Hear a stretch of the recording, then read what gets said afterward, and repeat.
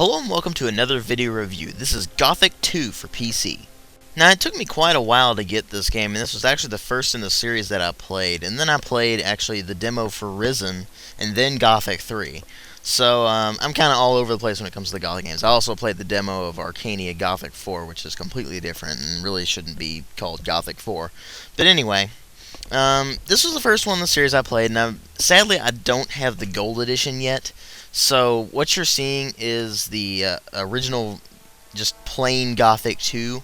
Night of the Raven is the expansion pack, and it was only released in Germany, except for in the Gold Edition. The Gold Edition includes the Night of the Raven expansion, but it was never released as a standalone thing over here in the States or anywhere else other than basically Germany and Austria.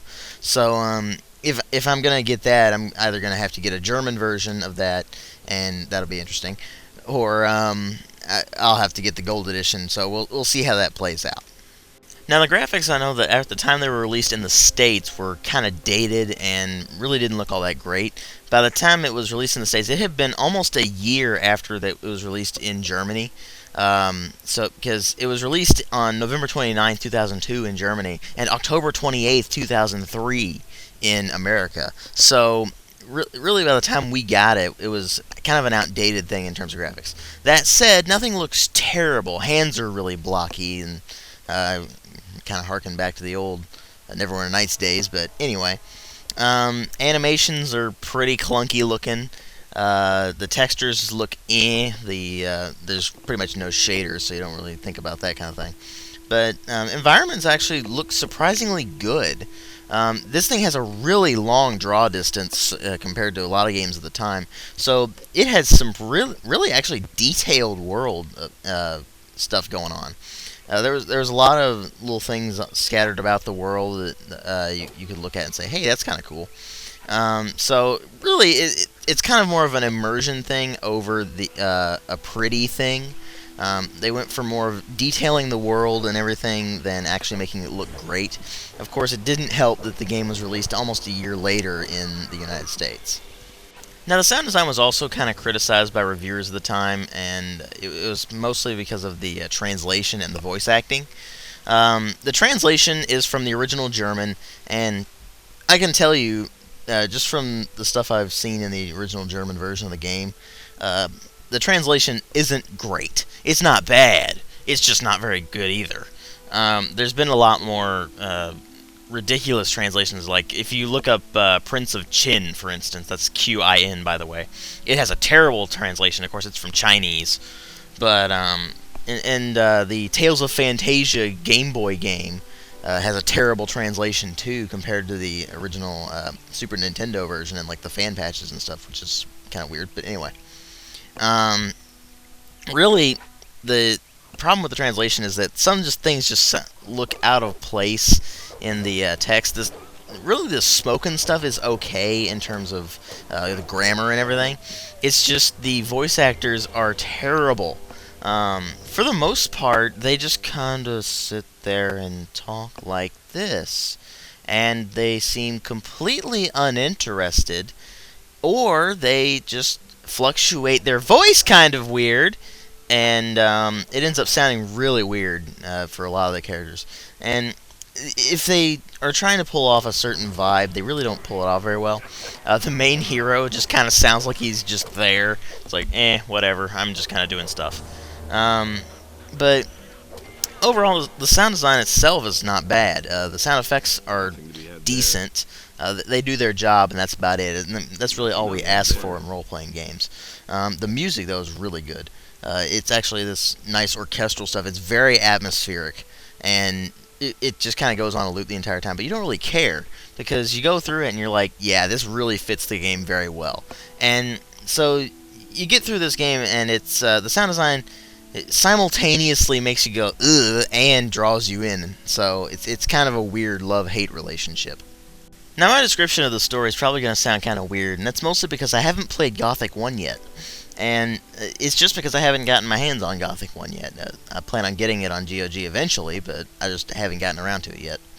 But basic story of Gothic 2 is you wake up and you're now a former convict. In the original game, you were a convict.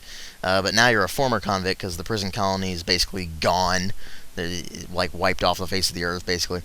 And so you have to go back and save the world again from this horrible evil that Zardos tells you about. Zardos is the necromancer that mentors you. And so you embark on this adventure, and it gets more complex than that as you go along. But really, you kind of lose interest in the story when you start doing the gameplay mechanics.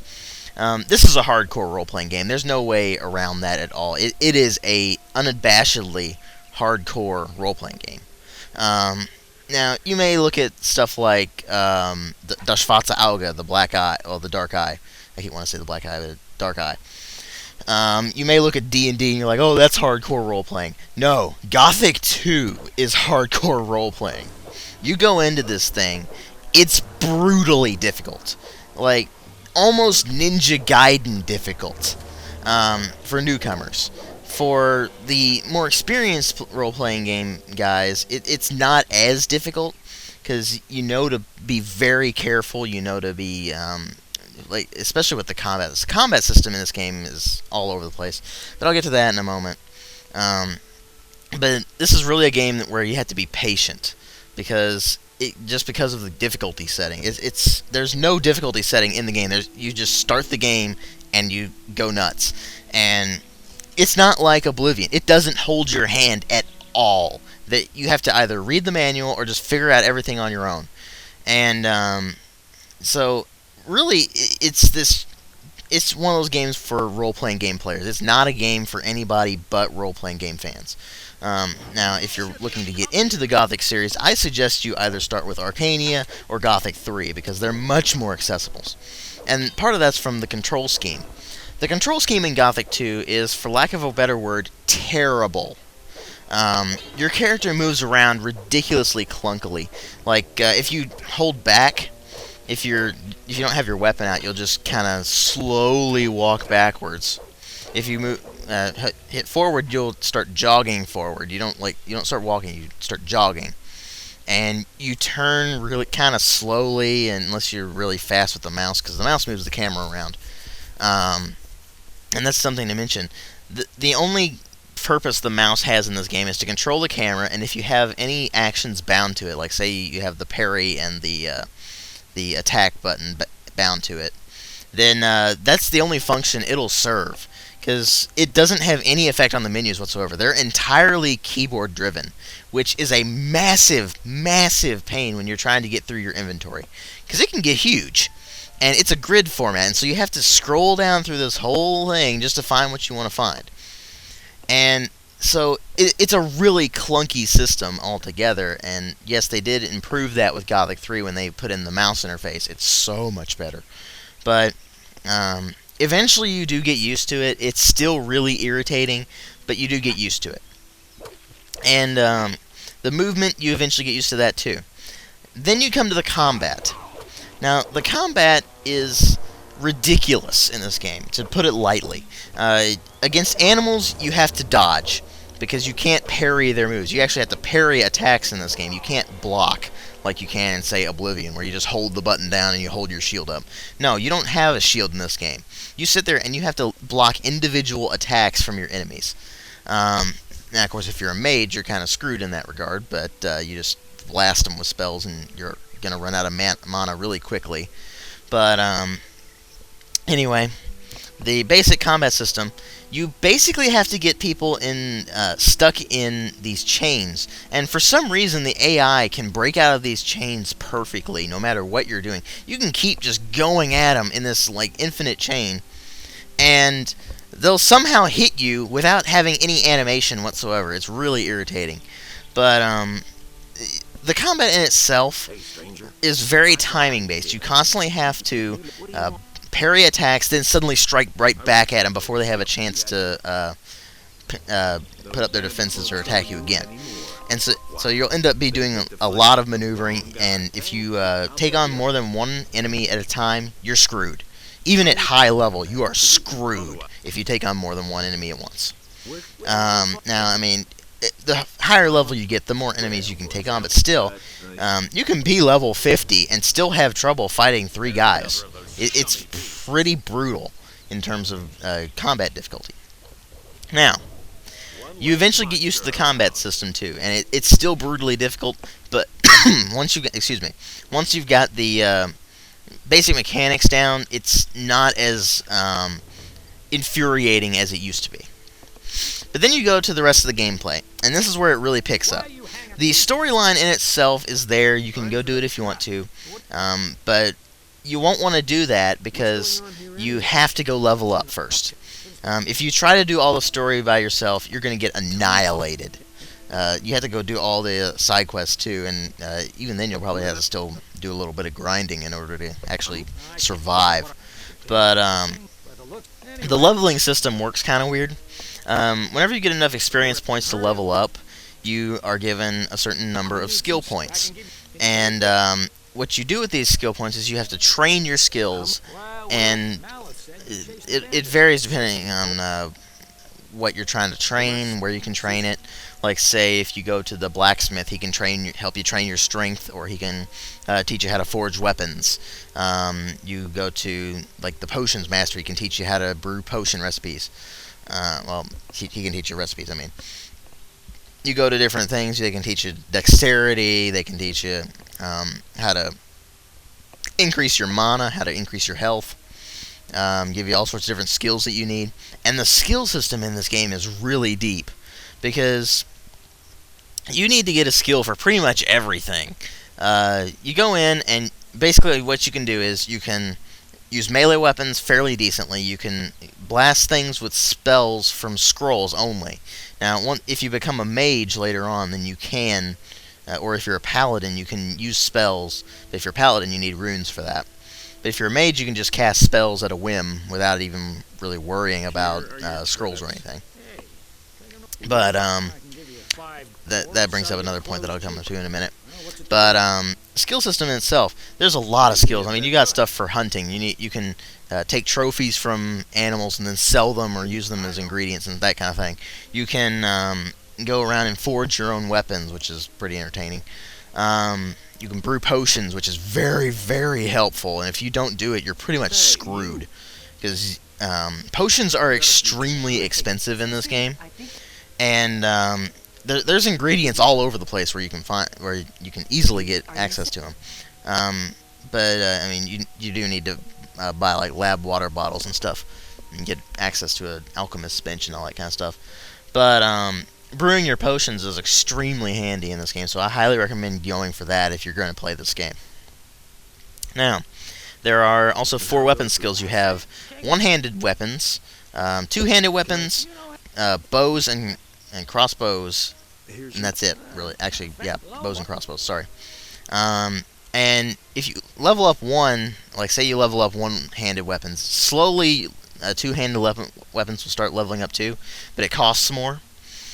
So it's best to just level up things individually.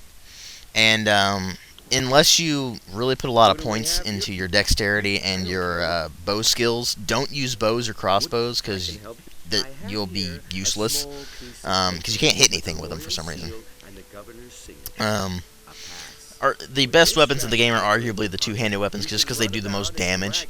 Because damage becomes a really big problem later on in the game. Eventually you're hitting things with weapons that do like 100 damage per strike, and it's barely doing anything to the enemy you're fighting, so that's kind of a pain. But I mean, and this game is just, it's not for beginners. Just let me tell you that. It doesn't hold your hand at all. No matter what you're doing, it takes a lot of effort and a lot of patience. Like, if you want to get a new suit of armor, for instance, you have to work a lot for it. Like, the first suit of armor you get is a suit of farmer's clothes, and it can cost anywhere from basically, I think, 70 gold pieces to whatever you get it down to. I think it's either 25 or 15 if you do a bunch of tasks. And the next suit of armor you can get is leather, and it's 300 gold pieces. And the next suit is a militia armor, which is, if you, well, you can do militia armor, you can do another type of armor. But anyway, Let me get back to the thing I missed earlier. The specializations. You can choose to be a paladin, a mercenary, which is basically a dragon hunter, I believe, is what the specialization is. You can also be a mage, and I think you can be a thief too. Not exactly sure on that. Don't hold me to it. But each path is mutually exclusive. You can't be on any of the others while you're doing it. Each one has its own bonuses and disadvantages. Like paladins have the best armor in the game, but the mercenaries have the best weapons and stuff. The mages obviously can blast things with spells, and then whatever the other class is more of like a ranged weapon thing. But really, so you can play the game fairly the way you want to play it, but really the main draw of this game is it just draws you in, and it doesn't let you go. Because where Oblivion failed miserably with its open world thing, it was too easy. Gothic 2 provides just the right amount of challenge to keep you going, because you'll sit there and you'll fight something and it'll kill you, and you'll be like, damn it, I need to level up and play harder, and eventually I'll come back and beat this. And then you beat it, and it's really satisfying. Now, games like Oblivion don't have that, because you can beat the entire game at level 1, it's no problem. So, if you're looking for a game that's brutally difficult, or if you're looking for a role-playing game that's the hardcore side of things, then go with Gothic 2. Now, I honestly can't recommend this to a lot of people. I can recommend it to Gothic fans, obviously. I can recommend it to hardcore role-playing game fans. And I can recommend it to people who like really hard games. But there's not a lot of people other than those I can recommend it to. So, play at your own risk. But overall, I'd say it's a very good game. It does have a lot of problems, mind you, but it is a very good game, and I give it a 4 out of 5. Thanks for watching.